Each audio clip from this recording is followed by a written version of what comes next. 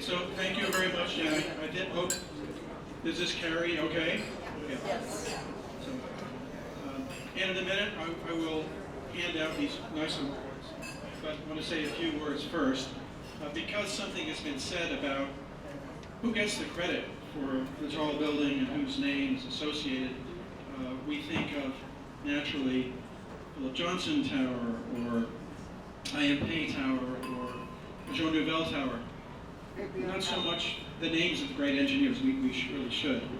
To the point where even Gustav Eiffel, talking about his tallest structure, said, "I ought to be jealous of the tower.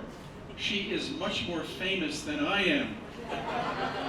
Actually, he lucked out because his name stuck with the tower, mainly because there was no architect to steal the credit. But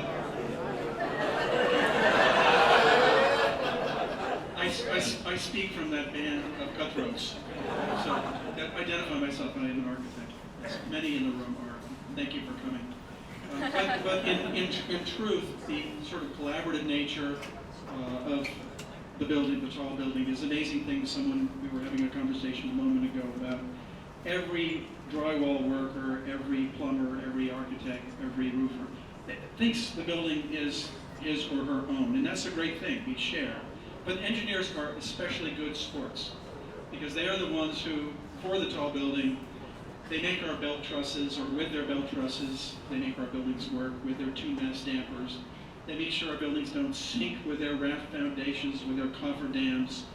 And so, they make this all happen in a fundamental way, and they're team players. The collaborative instinct is very strong, I think, amongst everybody who's going to step up to receive an award, and everybody whom those people represent. But at the heart of engineering, I think we all feel as architects, there is something deeply pure about the discipline that we are in awe of. Something kind of mathematical, something of geometry, something of the forces of nature that don't change as the rest of our world is pretty fickle. So before handing out the awards, I'll just read a quote of a little poem or ditty that Buckminster Fuller penned. His dome was not built, that would have covered Manhattan, but it was an interesting idea. Anyway, he said, "Let architects sing of aesthetics that bring rich clients in boards to their knees. Just give me a home in a great circle dome where stresses and strains are at ease." So, there's the purity. So let me now, very happily call up one by one. First, Steve DeSimone, who is accepting this award not only on behalf of his firm, but also on behalf of his father. And for each of these great engineering firms, I just want to mention two buildings from maybe the past and the present that we can think about.